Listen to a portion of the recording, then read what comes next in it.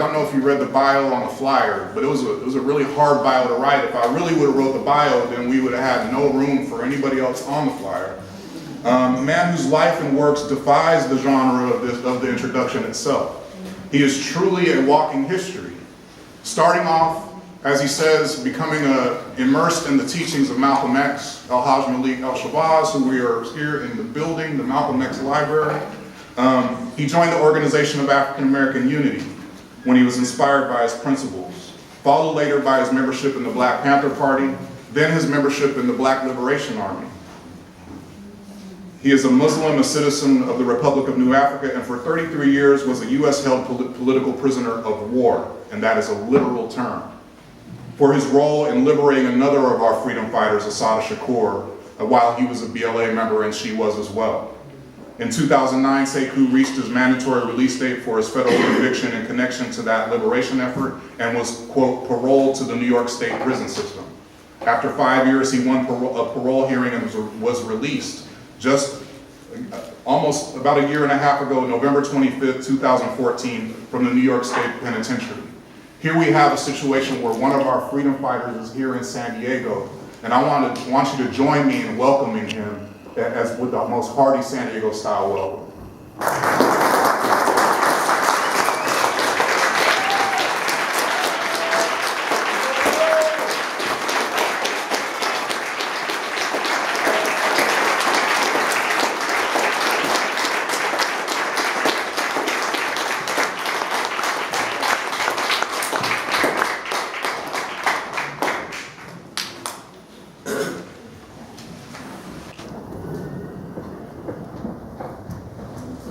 In the name of Allah, the beneficent, the merciful, I bear witness that there is no God but God, the creator of all the universe, the sustainer and provider.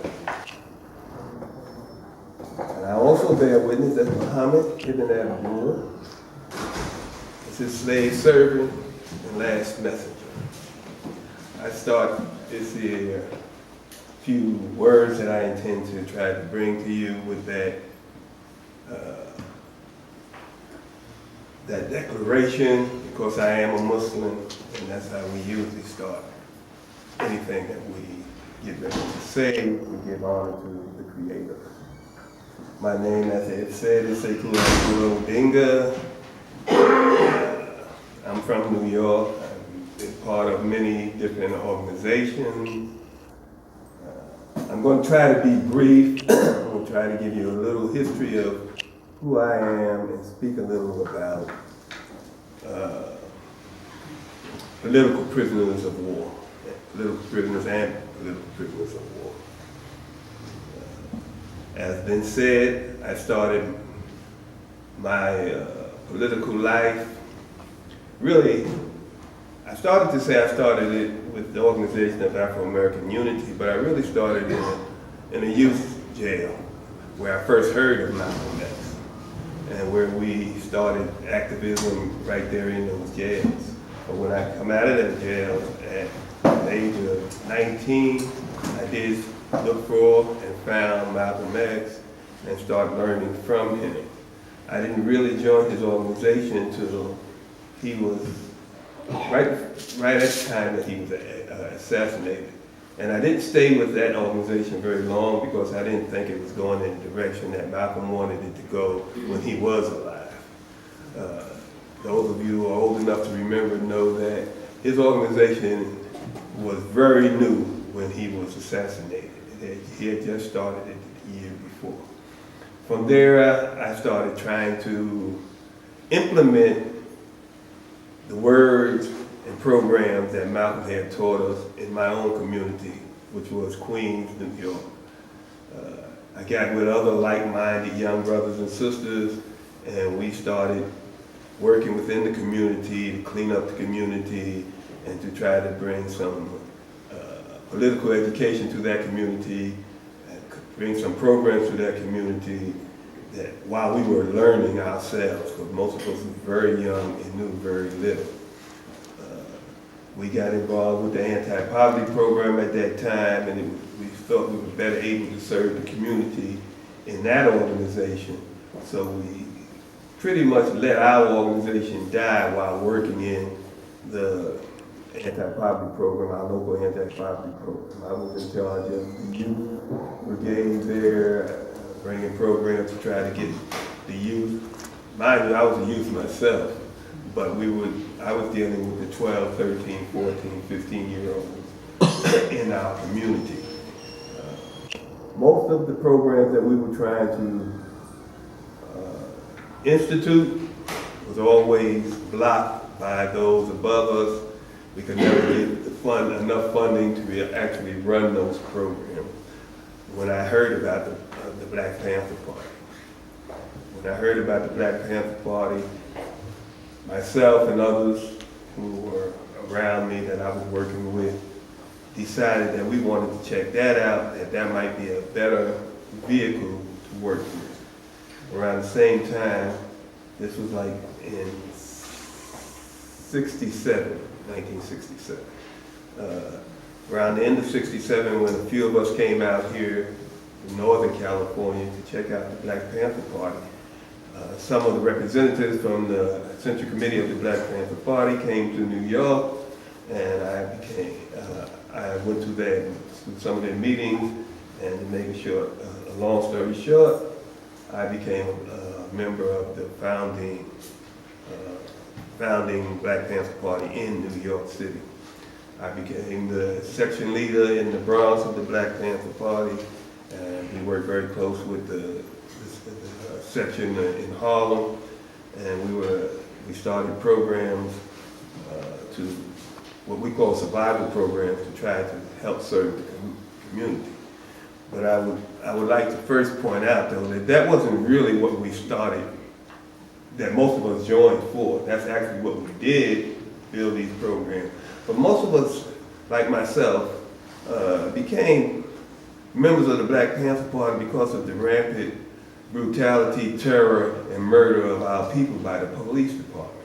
And we seen that as a way to kind of bring some control to them while the community was demanding community control of police. We felt like if we fought back, they would be willing to give us a little more control. But as time went on, we seen that fighting back would have to take a military stand, which most of us really wasn't ready for. But the survival programs that we started instituting was so successful that the people in New York was flocking to the Black Panther Party in New York. And very quickly, the Black Panther Party spread throughout New York City, Queens, Brooklyn, Manhattan, Bronx, and Mount Vernon. So we got immersed in trying to bring programs to the community, such as Breakfast for Children, welfare programs, and where we went into the welfare offices with the folks who needed, who were trying to get their rights in the welfare office, and we stood with them and demanded that they get them. We organized rent strikes in the tenements from the slumlords who wouldn't give heat in the winter, broken windows, broken doors, the rundown tenements. We organized rent strikes to demand that either you fix these, you take the money that we've given you already and fix up these apartments, or we're going to take the money that we was holding and fix them up ourselves. Actually, some of them actually say, take the money, you take the houses too. We found out that it wasn't really easy to run those apartments, but the people in those apartments did the best they could, and some of them apartments are still existing today. We built programs such as the free health clinics. I think we still have a free health clinic in the Bronx today that we started. A lot of the programs today that you see this government running was started by Black Panthers. Because of the success of these programs, we were attacked by the powers to be. What we were doing was exposing, through our political education, how your government should have been doing what we're doing. If we can do this with no money, and you pay them billions of taxes every year, imagine what they could do. So the powers that be attacked us. And we start getting set up with different crimes that were not existing. People would bring in what they call evidence, plant evidence within our offices, within our department, in our apartments. They would literally break into the offices and people's apartments and leave evidence, and then come back the next day and bust you for that evidence that you didn't even know was in there because they hid it, you know. So and we wind up, most of those cases we were able to beat, but what happened, like in the New York 21 case, which I was a part of, they had us, brought charges against 21 of the major members of the Black Panther Party, many of them the leaders of the Black Panther Party in New York.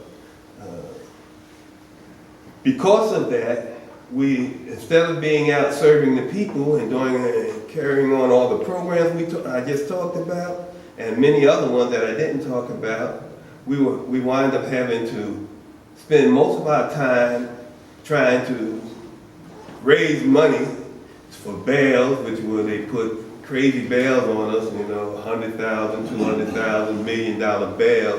Back then, $1 million was a whole lot more than what $1 million is today. And then, you know, most of us couldn't make $1 million bail today. You know? So we had to pay for lawyers. We had to try to support families where the only breadwinner was down in jail. Many of the not many, but a lot of, some of our members were women who left their children alone, that we had to try to take care of their children for them. It was just, it was a real successful tactic by COINTELPRO, by the counterintelligence program, to destroy the effective work that was going on in New York by the Black Panther Party. Myself, although I was indicted, I was not captured. I went underground. Underground means that you disappear and change your name and continue to work while pretending you're doing something else. I became a jewelry salesman. I sold jewelry in my spare time, and I continued my work most of the time.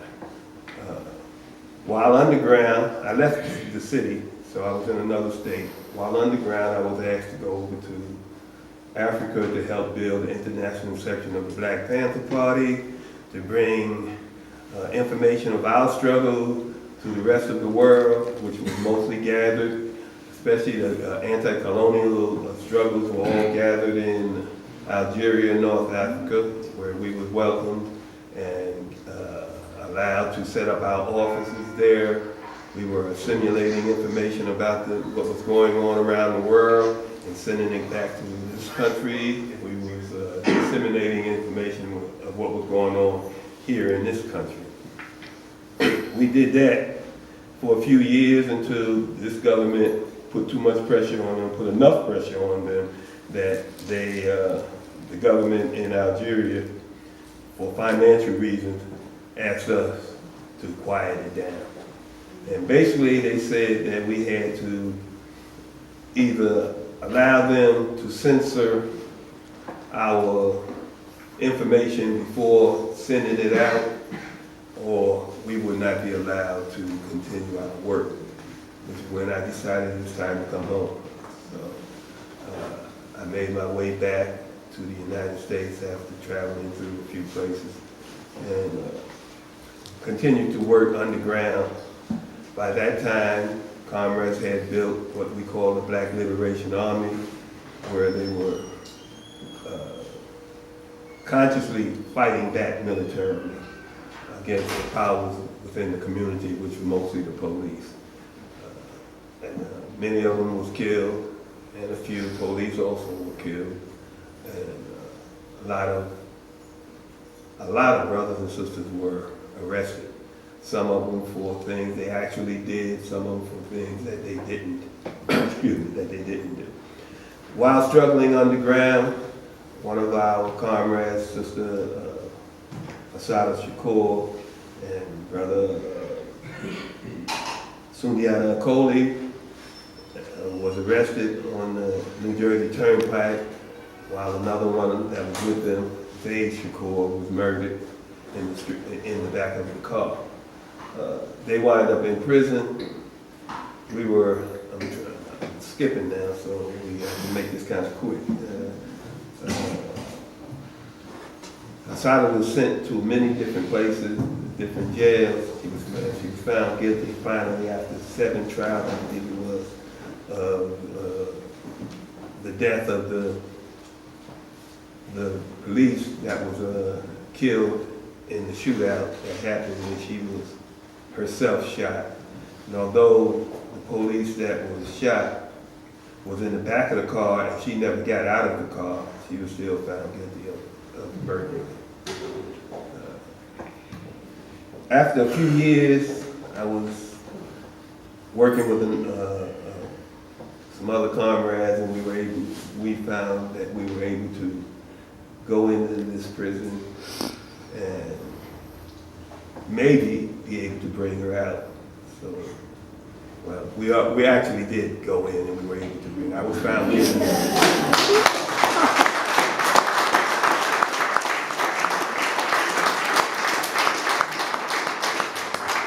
I say that to you because I was found guilty of that so-called crime, and I've done the time, so I guess I can say that. We do have something they call double jeopardy here, so I guess I will have to go back for that. But I continued my struggle. This happened in 79, November 79. I continued to struggle doing the things that we were doing until 81, where some of the comrades that got into some military actions and got jammed up needed some help. I went to New York to try to help them, and I was captured along with one of the comrades that I was trying to help get out of New York in 1981. After he and I both, we surrounded, was captured, he gave up because they knew who he was. They murdered him on the spot. They shot him in the back of the head while he lay on the ground. They didn't know who I was. I had been gone for about 13 years, so I believe that's what saved me. They didn't have no idea who I was. It took them a while before my print came back for them to realize who I was. So I wound up going to trial for that. Thank you. I wound up going to trial for that, and I was found guilty of that, and I was found guilty of attempted murder of the police. I was given 40 years for the federal charges, which was, one of them was the liberation of Asada Shakur. The other charge was the expropriation of an armored truck. And I was found guilty of shooting back, or what they call attempted murder of police during my capture. I was given 25 years of life for that, for the so-called attempted murder of the police, and given 40 years for the federal charges. One sentence was supposed to start after the other. Because of some technicalities where they made mistakes, I was able to, after 32 years, get back into court and win on those technicalities.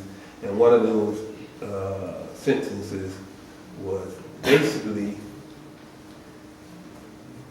shortened by a lot, because what the judge said was because of the technicalities, we're gonna allow you, instead of releasing you like they should have, we're gonna allow you to have this time run concurrent with the other time. And so they will have to give you parole right now. They did that to keep control of me.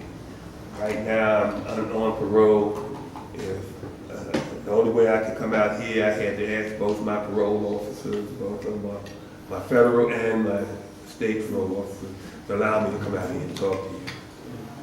So they allowed me to, and that's why I'm here. But everything I do, I have to go through them. My work basically has been, and continued to be since I've been home, advocating for political prisoners. And that's the main thing I would like to say to you tonight, that just like I was a political prisoner, we have many political prisoners in this country. Many. Well over 100. You know, we, when I say we now, I'm talking about the Black Panther Party, we have at least 17 political prisoners that remain in prison, most of them over 30 years. You know, most of them are now grandfathers, great-grandfathers, who are actually dying in these jails. Many of them have already died, you know. Bashir Hamid, Kwesi Balagoon, Albert Noah Washington. It's a number of them, you know, Teddy Jarheath. We have a number of brothers dying in these prisons. I know you all probably have heard of some of the prisoners on the West Coast over here. All those I named were on the East Coast. You know, but people like George Jackson and others that were political prisoners over here, dying in these prisons over here. It's most of it is called, we call it death by neglect. You know, we have instead of them giving us the medical care that we need and deserve in these prisons, while holding us in them for all these years, they refuse to do that. People like Mumia Abu-Jamal, people like Matul Shakur, people like Seth Hayes, Kamal, I don't remember Kamal's last name, Siddiqui. These brothers are very sick, and most of those that I just mentioned really probably didn't do anything. They really are some of those who were framed, you know. Kamal, they came to Kamal after he did time for some cases with Assata Shakur that he was found guilty of. He's the father of her child. They came to him when he was released from New York State sentence and told him that we need you to go to Cuba and get her to come to you so that, and we'll take care of it from there. So he refused. They told him that if you don't, you'll spend the rest of your life in jail. He said, I did my time, you know, and I have no intention of doing nothing to go back to jail.